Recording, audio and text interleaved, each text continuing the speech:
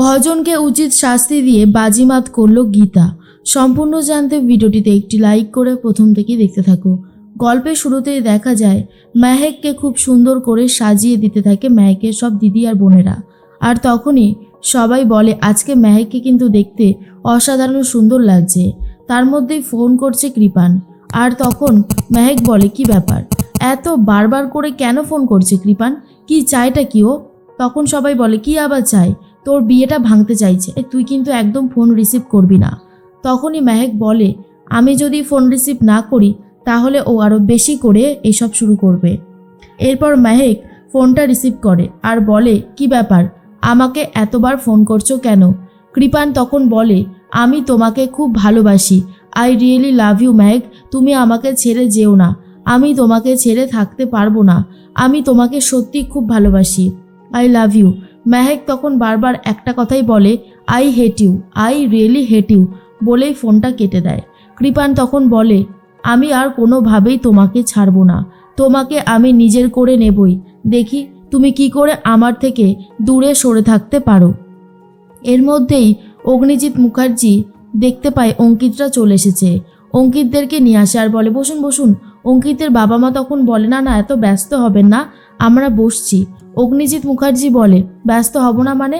আরে বাবা, আপনারা হলেন আমার মেয়ের হবু শ্বশুরবাড়ির লোকজনেরা, আর আমি আপনাদের বেলায় ব্যস্ত হব না, সেটা কি হতে পারে কখনো? আরে বসুন বসুন। তখনই সবাই বলে সত্যি কথা, আপনাদের বাড়িটা তো দারুণ সুন্দর। অঙ্কিতের এই বাড়িটা অনেক পছন্দ হয়। তার মধ্যেই অঙ্কিত সবাইকে দেখতে থাকে। স্বস্তিক গিনি খাবার নিয়ে এসেছে আর বলে নিন মিষ্টি মুখ করুন। অঙ্কিত তখন বলে করেছেনটা কি, বাপরে এত খাবার দাবার, না না এত কিছু লাগবে না। তখনই গিনি বলে এত কিছু লাগবে না বললেই হলো, আপনারা আমাদের বাড়ির মেয়েকে দেখতে এসেছেন আর এতটুকু আয়োজন না করলে হয়? কি যে বলেন না, নিন খেতে শুরু করুন। অগ্নিজিৎ মুখার্জি বলে জানেন তো, আমার মেয়েকে আমি অনেক ভালো করে অনেক যত্ন নিয়ে মানুষ করেছি, ওকে যদি আপনারা সুখে রাখতে পারেন এর থেকে ভালো কিছু আর হতে পারে না। আমার যতটুকু দেওয়ার ক্ষমতা, যতটুকু সাধ্য ততটুকুই আমি দেব, কিন্তু ওকে দয়া করে ভালো রাখবেন। অঙ্কিতের বাবা মা বলে আমরা কিছু বলবো না, বিয়ের পর নিজের মেয়ের থেকেই শুনে নেবেন সে কেমন আছে, তাহলেই তো হয়। এরপরেই তখনই ঠাম্মি বলে আমার নাতনি কিন্তু খুব ভালো মেয়ে, ওর নাম হলো মেহেক। অঙ্কিত তখন বলে হ্যাঁ আমি জানি। অঙ্কিতের বাবা বলে মাসিমা নামটা কিন্তু খাসা, একেবারে পুরো ইউনিক নাম। তখন ব্রজবালা মুখার্জি বলে হ্যাঁ আমি দিয়েছি, আমার নাতি নাতনিদের নাম আমি ঠিক করেছি বলতে গেলে। এর মধ্যেই মেহেককে নিয়ে আসা হয়। গীতা তখন বলে এই যে জামাই, দেখো তোমার হবু বউকে, একেবারে দেখে শুনে নাও, কিন্তু পরে কিন্তু আর কিছু বলতে পারবে না। আর অঙ্কিত তো রীতিমতো হাসতে শুরু করে। এরপর সবার সাথে আলাপ হতে থাকে। সাত্বিকের সাথে আলাপ করিয়ে দেয় অগ্নিজিৎ মুখার্জি আর বলে এটা হলো আমার বড় ছেলে আর ও হলো আমার বড় বৌমা গিনি।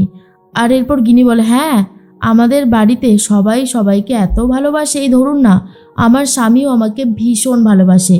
ইচ্ছে করে সাত্বিককে রাগিয়ে দিতে থাকে। তারপর গীতার সাথে স্বস্তিকের সাথে আলাপ করিয়ে দেয়। এরপরে গিনি তখন বলে জামাই আমাদের মেয়ে কিন্তু গানও জানে। এরপর গীতা বলে মেহেক একটা গান হোক। এরপর সবাই মিলে সুন্দরভাবে একটা গান করতে থাকে, যা শোনার পর অনেক বেশি ভালো লাগে অঙ্কিতের। অঙ্কিত বলে মেয়েটাকে সত্যি দেখতে খুবই সুন্দর আর গানের গলা সেও দারুণ। তখনই গীতা বলে জামাই এবার বলো মেয়েকে পছন্দ হয়েছে কি হয়নি, চুপ করে থাকলে তো আমরা কোনো উত্তরই জানতে পারবো না। অঙ্কিতের বাবা মাও ঠিক একই কথা বলে। অঙ্কিত তখন বলে হ্যাঁ আমার খুবই পছন্দ হয়েছে। অঙ্কিতের মা বলে আমাদের ছেলে তো বিদেশে ছিল, এই কিছুদিন হলো ফিরেছে, আমরা আর দেরি করতে চাইছি না, যত তাড়াতাড়ি সম্ভব তত তাড়াতাড়ি ওদের বিয়েটা দিয়ে দিতে চাইছি, এবারে আপনারা যেটা বলবেন সেটাই হবে। তখনই গিনি বলে আপনারা তো নিজেদের সিদ্ধান্ত জানিয়েছেন, এবারে আমরা নিশ্চয়ই আলোচনা করে একটা ডেট ঠিক করব, তাই তো বাবা? অগ্নিজিৎ মুখার্জি বলে একদমই তাই। এর মধ্যেই ফোন এসে গেছে অঙ্কিতের কাছে। কৃপান ফোন করে বলে আমি কৃপান বলছি, আমি কিরণকান্তি বাবুর একমাত্র ছেলে। কিরণকান্তি বাবুর নাম নিশ্চয়ই শুনেছেন। মেহেক আমার ভালোবাসা, আমি ওর লাভার, ওকে বিয়ে করার স্বপ্ন ভুলে যান, হ্যাঁ না হলে কিন্তু খুবই খারাপ হবে, খুবই খারাপ হবে, আমি আপনাকে শ্যুট করে দেব। তখনই অঙ্কিত ফোনটা কেটে দেয়। এর মধ্যে অঙ্কিতের চোখ মুখ দেখে গীতা জিজ্ঞেস করে কিছু হয়েছে? ফোনটা আসার পরে চোখ মুখটা কেমন যেন অন্যরকম হয়ে গেল। অঙ্কিত তখন বলে না না কিছু হয়নি, আপনারা বিয়ের ডেট ঠিক করুন, আমি একদম ঠিক আছি। কিন্তু গীতার একটু ডাউট হচ্ছিল। অন্যদিকে স্বস্তিক বলে, বলো না কিছু হয়েছে কিনা, আমরা তো আছি, আমরা সবাই মিলে প্রবলেমের সলিউশন করে দেব। অঙ্কিত তখন বলে, না না একদমই কিছু হয়নি, আমি ঠিক আছি। মনে মনে ভাবতে থাকে, কে এই কৃপান, আমাকে জানতে হবে। অন্যদিকে কোর্টের হেয়ারিংয়ের জন্য চলে গেছে গীতা, আর এদিকে ভজন মিত্তির। তখনই গীতা আর ভজন মিত্তির মুখোমুখি হয়। গীতা তখন বলে, তারপর ভজন মিত্তির, পেপারে তোমার প্রশংসাগুলো নিশ্চয়ই দেখেছো? হ্যাঁ, খুব ভালো লেভেলের কিন্তু প্রশংসা করেছে তোমার। ভজন তখন বলে, এই গীতা, একটা কেসে জিতছিস বলে বেশি বাড়াবাড়ি করবি না, তোকে কিন্তু আমি ছেড়ে কথা বলবো না। তখনই গীতা বলে, কি একটা কেসে জিতছি বলো তো? তুমি তো এইরকম করে সব কেসেই হেরে যাবে আমার কাছে, তুমি কোনোভাবেই জিততে পারবে না। তা এরপর কি করবে বলে ঠিক করেছো? মানে ওকালিতে তো আর হবে না, এই কোর্ট চত্বরের বাইরে একটা চায়ের দোকান খোলো নাকি? ভজন মিত্তি তখন বলে, মুখ সামলে কথা বল, তুই কিন্তু আমাকে অপমান করছিস, কাজটা কিন্তু ভালো করছিস না। গীতা তখন বলে, আমার তো কোনোভাবেই মনে হচ্ছে না যে আমি কাজটা খারাপ করছি, আমি তো ঠিকই করেছি। ভজন মিত্তির, অন্যায় তুমি কিছু কম করছো না, আবার বড় বড় কথা বলছো। শোনো, অগ্নিজিৎ মুখার্জিকে ফাঁসানো অত সহজ নয়, আর নিজেকে তুমি এই জাল থেকে বার করতে পারবে না। তুমি যে কত বড় একজন ক্রিমিনাল মাইন্ডেড সেটা প্রমাণ হয়ে যাবে আজকে, তুমি শাস্তি পাবে তোমার এই কৃতকর্মের জন্য। তখনই ভজন মিত্তির বলতে থাকে, শোন, একটা কেসে জিতছিস সেটা নিয়ে বাড়াবাড়ি করার কিছু হয়নি, পরবর্তী যেই কেসগুলোই আসবে তুই সেই কেসেই হারবি, কথাটা ভালো করে মিলিয়ে নিস। আর তখনই গীতা বলে, আমি কি করব আর কি করব না, হারবো কি হারবো না সেটা তো সময় বলবে, আপাতত এই কেসে তো জিতছি, এটা শুনে রাখো। তার মধ্যেই কথা বলতে থাকে, আর তখন চলে এসেছে কৃপান। কৃপান এসে বলে, এই গীতা এলএলবি, আমি কিন্তু বারণ করছি, মেহেকের সাথে অন্য কারোর বিয়ে হবে না, মেহেকের সাথে শুধু আমার বিয়ে হবে।